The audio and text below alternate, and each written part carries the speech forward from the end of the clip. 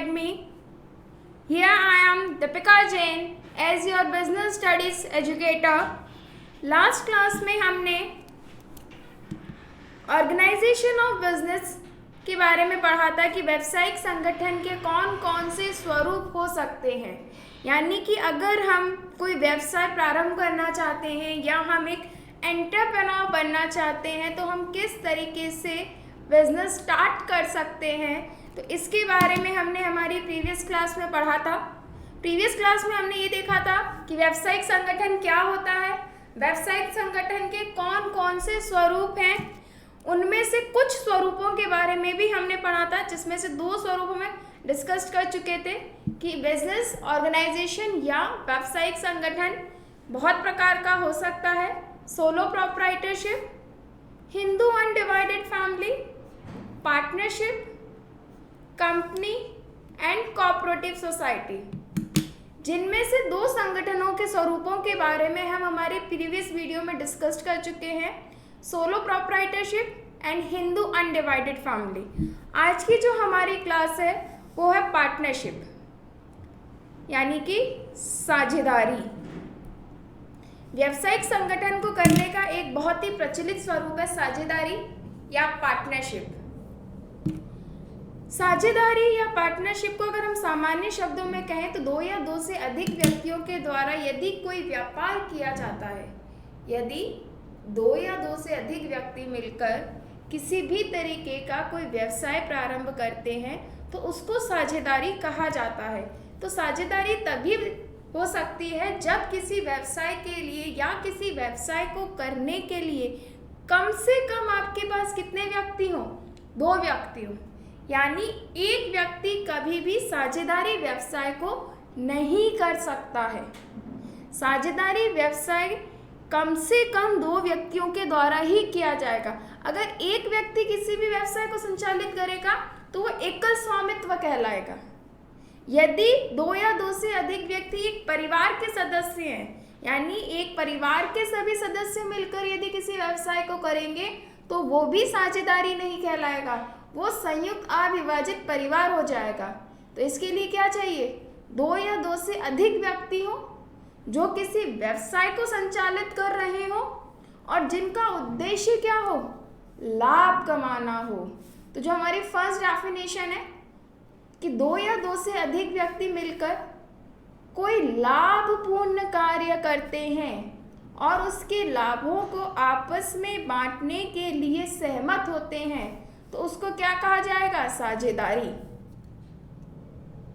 तो साझेदारी की परिभाषा में तीन तत्व आपके सामने बहुत स्पष्ट होते हैं। सबसे पहला तत्व दो या दो से अधिक व्यक्ति, दूसरा उनका उद्देश्य क्या होना चाहिए, लाभ कमाना।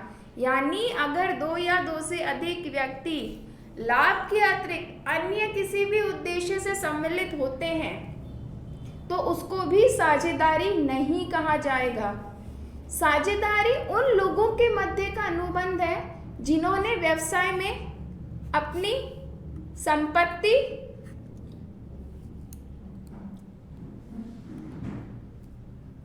श्रम और निपुणता को मिलाया है। वे आपस में उससे होने वाले लाभों को बांट रहे हैं तो उसको पार्टनरशिप कहा जाएगा। पार्टनरशिप का मतलब दो या दो से अधिक व्यक्ति मिलकर किसी व्यवसाय को करते हैं। अब इसके कुछ फीचर्स, इसकी कुछ विशेषताएं, इसके कुछ लक्षण हैं, जिसमें सबसे पहली जो इसकी विशेषता है वो है स्थापना। यानी हम साझेदारी व्यवसाय का निर्माण कैसे कर सकते हैं। यदि हम ये सोच रहे हैं कि हम साझेदारी व्यवसाय करना चाहते हैं तो हम किस प्रकार से साझेदारी व्यवसाय को प्रारंभ कर सकते हैं, तो भारत में साझेदारी व्यवसाय को प्रारंभ करने, इसको बनाने, इसको नियंत्रित करने के लिए कानून बनाया गया है जिसे कहा जाता है भारतीय साझेदारी अधिनियम 1932। यानी भारत में जो भी व्यक्ति साझेदारी व्यवसाय कर रहा है उसको कौन सा अधिनियम या कौन सा कानून या कौन सी विधि संचालित कर रही है, तो वो है भारतीय साझेदारी अधिनियम 1932।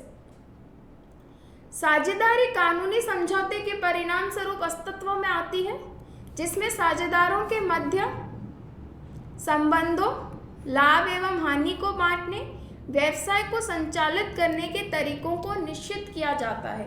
यानी कि किसी भी साझेदारी व्यवसाय को हम तब तक प्रारंभ नहीं कर सकते जब तक हमने उसको प्रारंभ करने से संबंधित कोई अनुबंध नहीं किया है। अनुबंध करने का तात्पर्य यहाँ अनुबंध मौखिक या लिखित दोनों प्रकार का हो सकता है, अर्थात लिखित अनुबंध का होना आवश्यक नहीं है। साझेदारी अधिनियम के अनुसार साझेदारी का अनुबंध मौखिक या लिखित दोनों प्रकार का हो सकता है।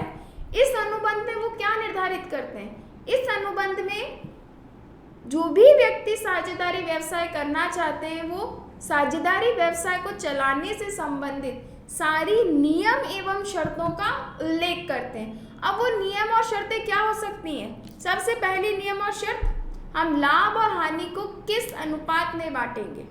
किस अनुपात में बांटने का मतलब, अगर हमारे पास दो व्यक्ति हैं X और Y, व्यवसाय में अगर 50,000 रुपए का लाभ हो रहा है तो X और Y उसको किस रेशियो में बांटेंगे, यानी कि उनका अनुपात क्या होगा। अगर ये बोलते हैं कि हम बराबर बांटेंगे तो इनका अनुपात क्या आएगा? 1:1। जितना भी लाभ होगा उसको X और Y बराबर बांटेंगे।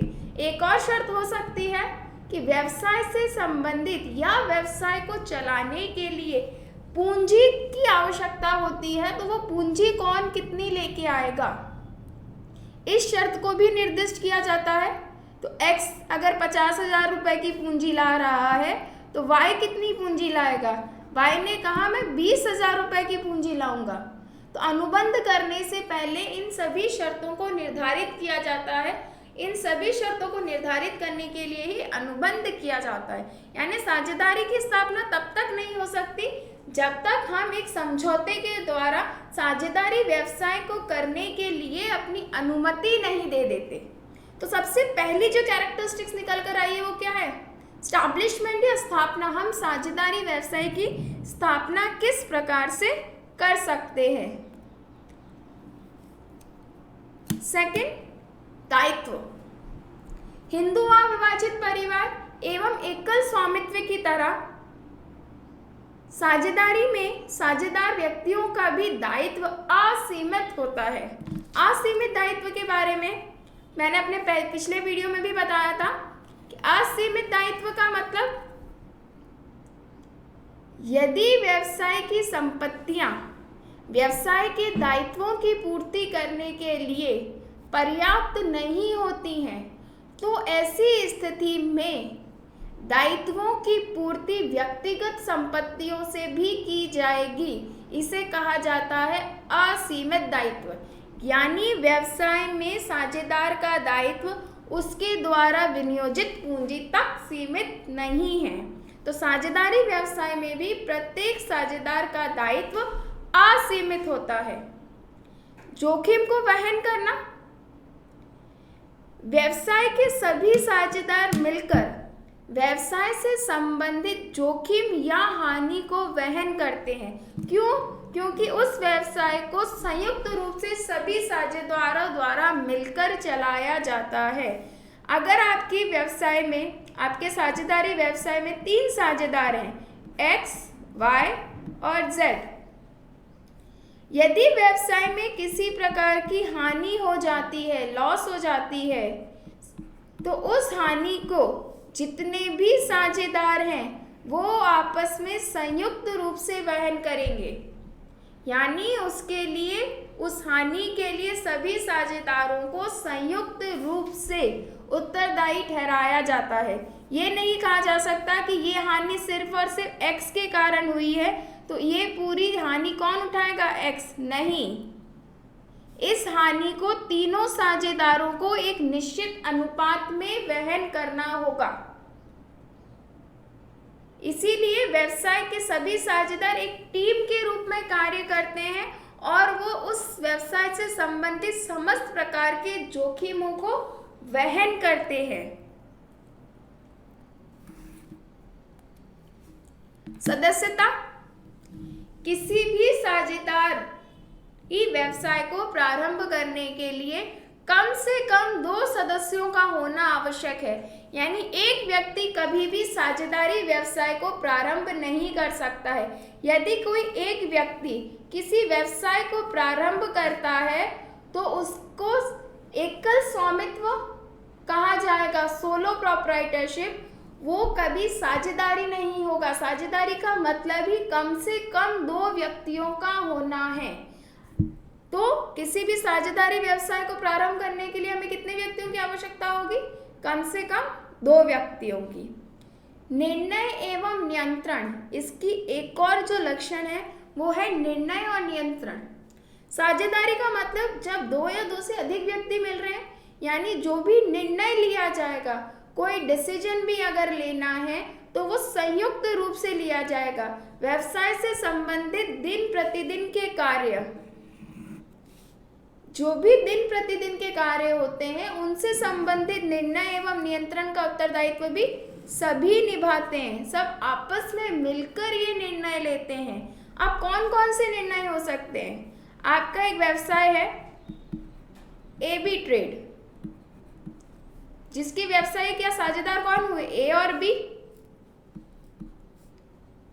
अगर व्यवसाय में किसी C को हमें कर्मचारी बनाना है तो उस C को कर्मचारी बनाना है या नहीं बनाना है, इसका निर्णय भी A और B दोनों मिलकर लेंगे।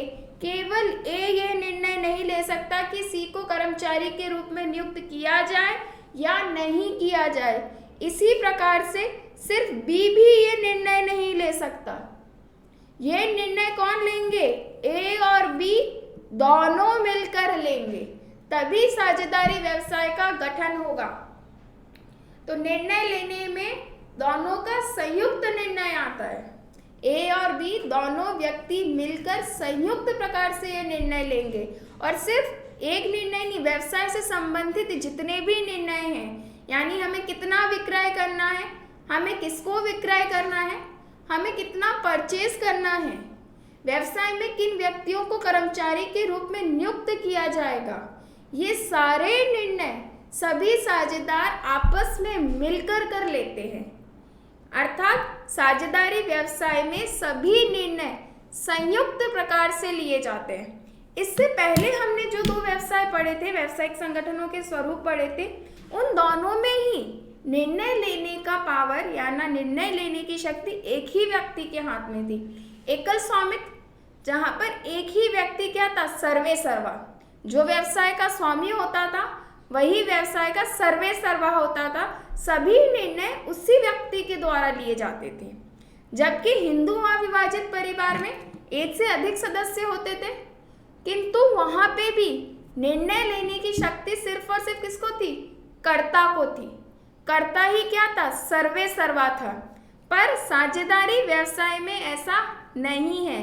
साझेदारी व्यवसाय में सभी निर्णय आपस में मिलजुल कर लिए जाते हैं, यानी कि संयुक्त रूप से लिए जाते हैं।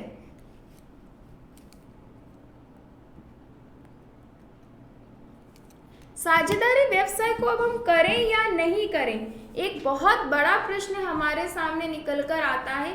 क्या हमें साझेदारी व्यवसाय करना चाहिए या नहीं? यदि हम साझेदारी व्यवसाय को करते हैं तो हमें किस प्रकार के लाभ हो सकते हैं, यानी क्या ये बिजनेस हमारे लिए सक्सेसफुल होगा? तो इसके लिए इसके कुछ एडवांटेज या लाभ या गुण होते हैं जिनकी चर्चा हम करेंगे। सबसे पहला लाभ है स्थापना एवं समापन में सरलता। एकल स्वामित्व और HUF, इन दोनों के ही समान साझेदारी व्यवसाय की स्थापना और समापन दोनों ही सरल है। यद्यपि इन दोनों इसकी स्थापना करने के लिए आपको एक वैधानिक अनुबंध करना होता है। बिना अनुबंध के ये व्यवसाय स्थापित नहीं किया जा सकता, परंतु ये व्यवसाय की स्थापना के लिए अनुबंध मौखिक रूप से भी किया जा सकता है। इसीलिए इसकी स्थापना करना अत्यंत ही सरल है। यानी अगर 2 व्यक्ति आपस में मिलकर कार्य करने के लिए या व्यवसाय करने के लिए सहमत हों तो वो साझेदारी व्यवसाय को प्रारंभ कर सकते हैं।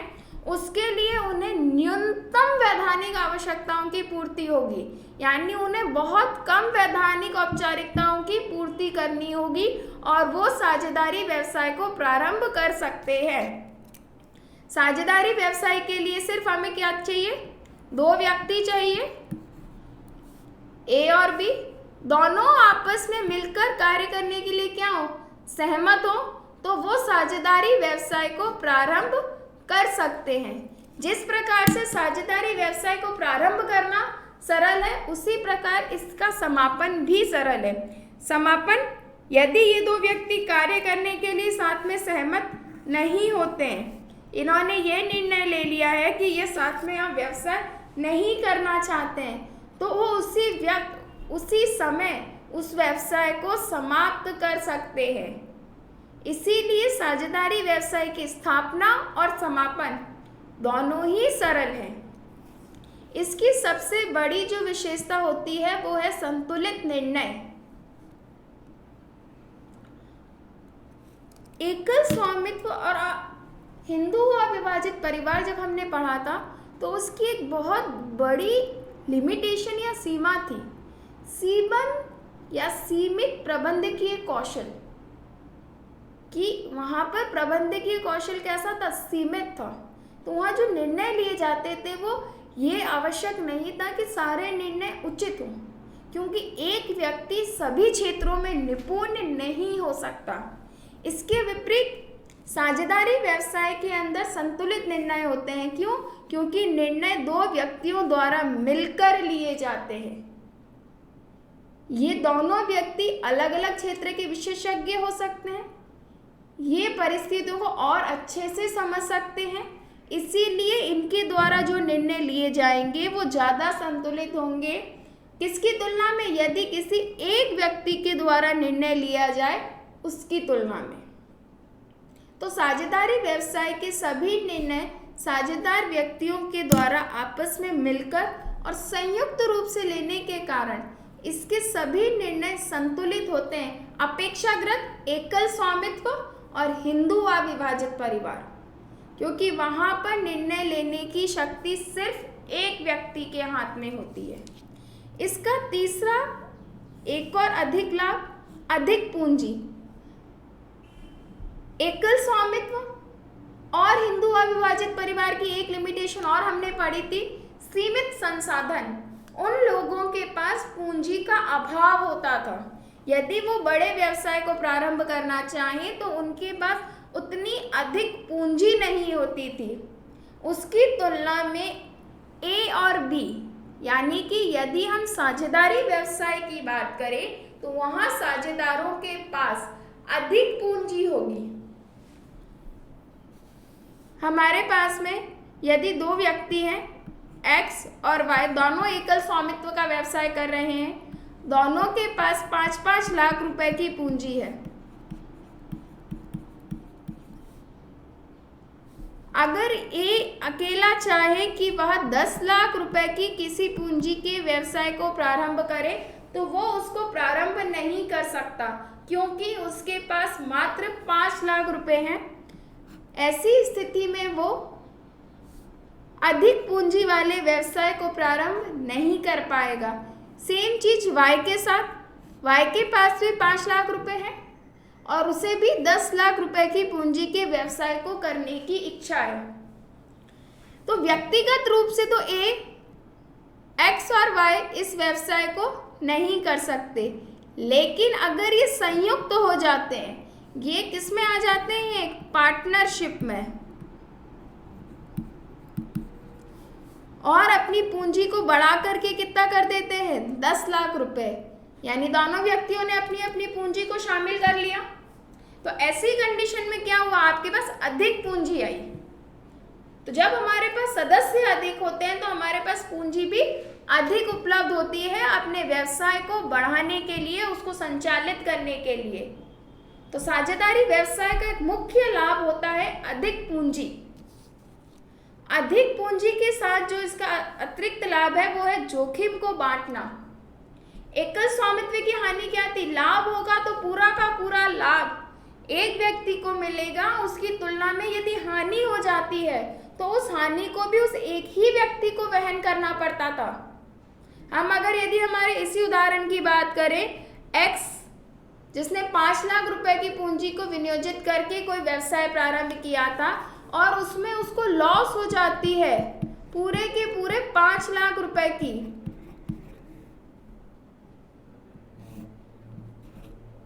तो ये 5 लाख रुपए की लॉस पूरी की पूरी किसकी होगी? ये पूरी की पूरी लॉस एक्स की होगी। इसके लिए हम वाई को जिम्मेदार नहीं ठहरा सकते। ऐसी स्थिति में यदि एक से ज्यादा व्यक्ति मिलकर व्यवसाय को चला रहे हैं, यानी कि एक्स और वाई अगर पार्टनरशिप में आते हैं और ये इस व्यवसाय को चलाते हैं, तो ये जो लॉस है कितने रुपए की? 5 लाख रुपए की, इसको ये दोनों मिलकर वहन करेंगे। ऐसी स्थिति में इनके जोखिम की मात्रा तुलनात्मक रूप से कम हो जाती है। गोपनीयता। हर एक व्यवसाय अपने व्यवसाय से संबंधित सूचनाओं को गुप्त रखना चाहता है और साझेदारी व्यवसाय के अंतर्गत साझेदारों को अपने अंतिम खाते यानी कि फाइनल अकाउंट को पब्लिश नहीं करना होता है, प्रकाशित नहीं करना होता है। इसीलिए वो अपने व्यवसाय से संबंधित सूचनाओं को गुप्त रख सकते हैं। इसके विपरीत यदि आप कंपनी व्यवसाय को प्रारंभ कर रहे हैं, यानी कि व्यवसाय के कौन से स्वरूप को अपनाते हैं? कंपनी को। वहां पर आपको अपने वित्तीय लेखों को प्रति वर्ष प्रकाशित करना होगा। तो ऐसी स्थिति में सूचनाएं गुप्त नहीं रह पाती हैं, जबकि साझेदारी व्यवसाय के अंदर अंतिम खातों को प्रकाशित करने की अनिवार्यता नहीं है, तो गोपनीयता बनी रहती है। ये साझेदारी व्यवसाय के कुछ मुख्य लाभ हैं: स्थापना एवं समापन में सरलता, संतुलित निर्णय, अधिक पूंजी, जोखिम को बांटना एवं गोपनीयता। क्या साझेदारी व्यवसाय में इतने लाभ होने के पश्चात कुछ सीमाएं या दोष विद्यमान है? तो इसकी भी अपनी कुछ सीमाएं और दोष हैं, जिसमें सबसे बड़ी जो इसकी लिमिटेशन है वो है असीमित दायित्व। एकल स्वामित्व और हिंदू अविभाजित परिवार के सामान्य साझेदारी व्यवसाय के साझेदारों का दायित्व भी असीमित होता है। असीमित का मतलब यदि उनकी दायित्व, उनके व्यावसायिक दायित्व उनकी व्यावसायिक संपत्तियों से अधिक होते हैं, तो उनकी व्यक्तिगत संपत्तियों का भी उपयोग किया जा सकता है व्यावसायिक दायित्वों की पूर्ति के लिए। सीमित संसाधन। व्यवसाय संगठनों के अन्य स्वरूपों की तुलना में साझेदारी व्यवसाय के भी संसाधन सीमित होते हैं। सबसे बड़ी जो इसकी सीमा है या हानि वो है परस्पर विरोध। ये आवश्यक नहीं है कि सभी व्यक्ति या सभी साझेदार एक बात पर संयुक्त रूप से सहमत हो। सहमत होने का मतलब, यदि हमारे व्यवसाय में 3 साझेदार हैं, एक्स, वाई और जेड, तीनों इस बात के लिए सहमति प्रदान कर दें कि हमें लोन ले लेना चाहिए 50,000 रुपए का। यदि ये तीनों व्यक्ति इस बात के लिए सहमत नहीं होते हैं तो हम लोन लेने में असफल हो जाएंगे, या ये सहमति देने में देरी कर देते हैं तो भी हमें नुकसान होगा। तो साझेदारी व्यवसाय में सभी साझेदारों में कई बार परस्पर विरोध की भावना जन्म लेती है, उनके विचार आपस में नहीं मिलते हैं। तो ये साझेदारी व्यवसाय के सबसे बड़ी लिमिटेशन है, परस्पर विरोध, क्योंकि साझेदारी व्यवसाय में सभी निर्णय संयुक्त रूप से लिए जाते हैं। तो जब तक उनकी संयुक्त सहमति नहीं होती है तब तक निर्णय नहीं लिए जाते हैं। परिणाम स्वरूप निर्णय लेने में या तो देरी हो जाती है या वो निर्णय नहीं लिया जाता है। इसी प्रकार से निरंतरता की कमी। एक और इसकी जो हानि है वो है निरंतरता की कमी। निरंतरता की कमी का मतलब, यदि साझेदारी व्यवसाय जिन भी साझेदारों के द्वारा प्रारंभ किया गया है उनमें से यदि कोई भी साझेदार व्यवसाय को छोड़ देता है या साझेदारी व्यवसाय को समाप्त कर देता है या उस व्यवसाय को छोड़कर चला जाता है तो वो साझेदारी वहीं पर समाप्त हो जाएगी। अर्थात यदि हमारे पास ये 3 साझेदार हैं, X, Y और Z का ये कहना है कि वो अब इस व्यवसाय को नहीं करना चाहता, वो साझेदार नहीं रहना चाहता है इस फर्म का, तो ऐसी स्थिति में ये साझेदारी फर्म समाप्त हो जाएगी। आपको एक नई साझेदारी बनानी होगी, एक नया साझेदारी अनुबंध बनाना होगा जो किसके बीच में चलेगा, X और Y के बीच में। इसी प्रकार यदि कोई नया साझेदार व्यवसाय में प्रारंभ लेता है या प्रवेश करता है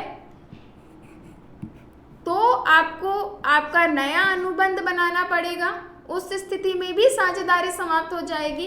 इसीलिए साझेदारी में निरंतरता की या स्थायित्व की कमी होती है। किसी साझेदार के प्रवेश करने पर, किसी साझेदार की मृत्यु हो जाने पर, किसी साझेदार की दिवालिया घोषित हो जाने पर वो साझेदारी अनुबंध स्वतः ही समाप्त हो जाता है। तो ये सभी साझेदारी व्यवसाय की मुख्य हानियां या दोष हैं।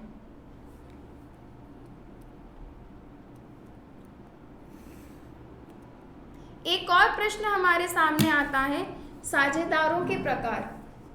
एक व्यवसाय में कितने प्रकार के साझेदार हो सकते हैं? कई बार ये प्रश्न पूछा जाता है, चाहे आप CBSE बोर्ड से हैं या आप RBSE बोर्ड से हैं। आप 11th के अंदर ये क्वेश्चन बहुत बार आता है 2 या 3 नंबर में कि साझेदारों को प्रकारों को समझाइए, या सक्रिय साझेदार किसे कहा जाता है, निष्क्रिय साझेदार किसे कहा जाता है, नाम मात्र के साझेदार से आप क्या समझते हैं। तो सबसे पहला जो साझेदार है वो है सक्रिय साझेदार। सक्रिय साझेदार का मतलब वह साझेदार जो व्यवसाय में पूंजी का निवेश करता है, व्यवसाय के प्रबंध में सक्रिय रूप से भाग लेता है, व्यवसाय का संचालन करता है, उसे सक्रिय साझेदार कहा जाएगा। इसके विपरीत निष्क्रिय साझेदार वह व्यक्ति जो व्यवसाय में पूंजी का तो निवेश करता है परंतु व्यवसाय के प्रबंध में भाग नहीं लेता है, उसको निष्क्रिय साझेदार कहा जाएगा। इसका मतलब सक्रिय और निष्क्रिय दोनों व्यवसाय में पूंजी लगा रहे हैं, पर सक्रिय साझेदार प्रबंध में भाग लेता है, व्यवसाय से संबंधित दिन प्रतिदिन के कार्यों का संचालन करता है, तो वो सक्रिय साझेदार। और निष्क्रिय साझेदार वो व्यक्ति जो सिर्फ व्यवसाय में पूंजी का निवेश करता है, ना तो वह व्यवसाय में भाग लेता है, ना व्यवसाय के प्रबंध का हिस्सा होता है, ना वह उसके दिन प्रतिदिन के कार्यों को करता है। इसको हम एक उदाहरण की सहायता से समझेंगे कि यदि हमारे व्यवसाय में 2 साझेदार हैं, राम और श्याम। राम ने व्यवसाय में 50,000 रुपए की पूंजी लगाई और श्याम ने 60,000 रुपए की पूंजी लगाई, परंतु राम ने ये कहा कि वो प्रबंध में भाग लेगा, वो डेली रूटीन के समस्त कार्यों को करेगा, जबकि श्याम सिर्फ व्यवसाय में पूंजी लगाएगा, वो व्यवसाय के दिन प्रतिदिन के कार्यों में भाग नहीं लेगा, वो व्यवसाय के प्रबंध का हिस्सा नहीं होगा। ऐसी स्थिति में हम राम को क्या कहेंगे? सक्रिय साझेदार। और श्याम क्या कहलाएगा? निष्क्रिय साझेदार। जो दिन प्रतिदिन के कार्यों में हिस्सा लेगा सक्रिय साझेदार, और जो व्यावसायिक प्रबंध का हिस्सा नहीं होगा निष्क्रिय साझेदार। इसी प्रकार से गुप्त साझेदार। गुप्त साझेदार वह व्यक्ति होता है जिसके बारे में सामान्य जनता को नहीं पता होता है।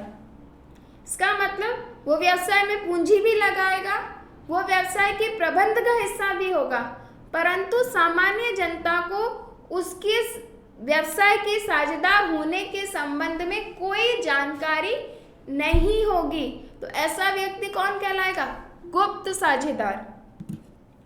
नाम मात्र का साझेदार, नाम मात्र का साझेदार, नाम मात्र का साझेदार वो व्यक्ति होता है जो ना तो व्यवसाय में पूंजी लगाता है, ना ही व्यवसाय में प्रबंध में हिस्सा लेता है, ना ही उसके दिन प्रतिदिन के कार्यों को करता है।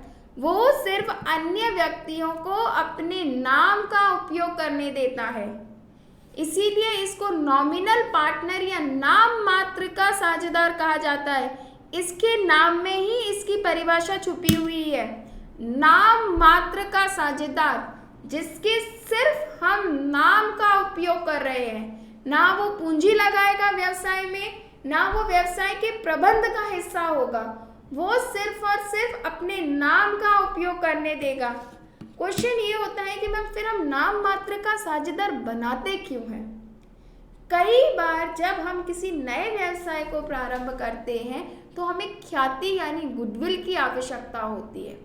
ऐसी स्थिति में हम किसी ऐसे व्यक्ति को व्यवसाय का साझेदार बना लेते हैं जिसकी व्यक्ति की बाजार में ख्याति बहुत अधिक हो, यानी जिसकी मार्केट में गुडविल बहुत ज़्यादा है। तो हम उसकी गुडविल का यूज़ करने के लिए उस व्यक्ति के नाम को अपने साझेदार या अपनी व्यवसाय में जोड़ते हैं। इसीलिए जिस व्यक्ति के नाम का उपयोग किया जाता है उसको कहा जाता है नाम मात्र का साझेदार।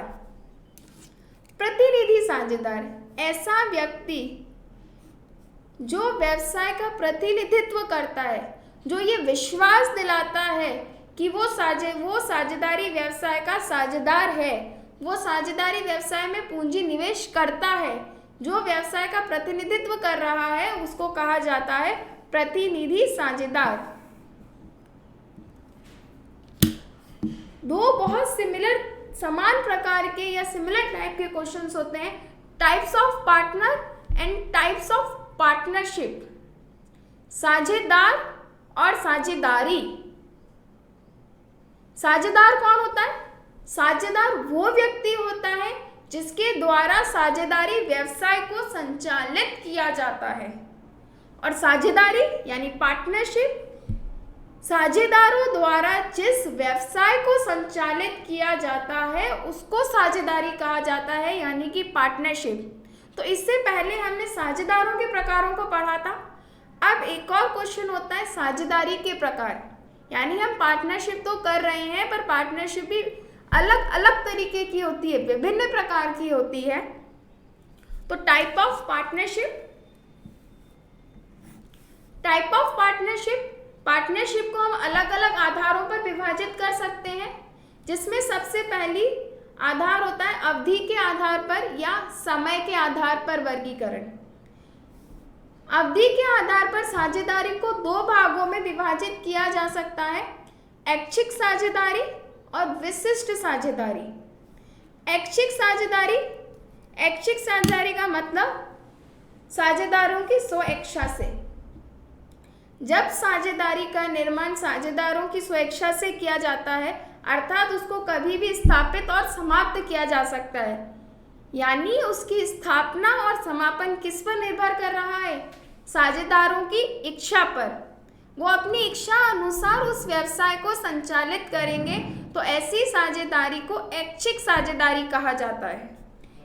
इसके विपरीत विशिष्ट साझेदारी का निर्माण तब किया जाता है जब हम साझेदारी का निर्माण किसी विशेष उद्देश्य या किसी विशेष परियोजना की पूर्ति के लिए कर रहे हों, तो ऐसी साझेदारी को विशिष्ट साझेदारी कहा जाता है।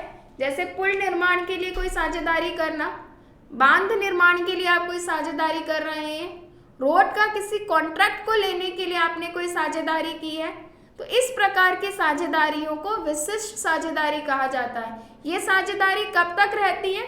जब तक उस उद्देश्य की पूर्ति नहीं हो जाती। जैसे ही उस उद्देश्य की पूर्ति हो जाती है, वो साझेदारी स्वतः ही समाप्त हो जाती है। उदाहरण के लिए, यदि दो या दो से अधिक व्यक्ति किसी पुल निर्माण के कार्य के लिए साझेदारी करते हैं, कि जब तक इस पुल का निर्माण पूरा नहीं हो जाता तब तक ये साझेदारी रहेगी। जिस दिन वो पुल निर्माण हो जाएगा उस दिन वो साझेदारी स्वतः ही समाप्त हो जाएगी।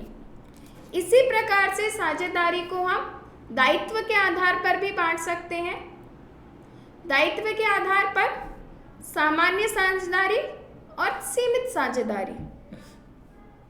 सामान्य साझेदारी का मतलब जहाँ पे साझेदारों का दायित्व असीमित होता है, यानी अगर आपने साझेदारी में दायित्व के संबंध में कुछ नहीं लिखा है तो यही माना जाएगा कि साझेदारों का दायित्व असीमित है और इस प्रकार की साझेदारी को सामान्य साझेदारी कहा जाएगा। सीमित साझेदारी। सीमित साझेदारी का मतलब जहां साझेदारों का दायित्व उनके द्वारा निवेशित पूंजी तक सीमित रहता है, अर्थात उनका दायित्व कहां तक है, जहां तक उन्होंने पूंजी को निवेश किया है, निवेशित पूंजी तक। तो इस प्रकार की साझेदारी को सीमित साझेदारी कहा जाता है। फिर से बोल रही हूँ, दो क्वेश्चंस बहुत ज़्यादा इम्पॉर्टेंट हैं आपके सामने, टाइप ऑफ पार्टनरशिप और second type of partners. Type of partners जब आपसे पूछा जाता है तो आपको साझेदारों के प्रकारों का वर्णन करना है, और जब आपसे टाइप ऑफ पार्टनरशिप पूछा जाता है तब आपको साझेदारी के प्रकारों का वर्णन करना है।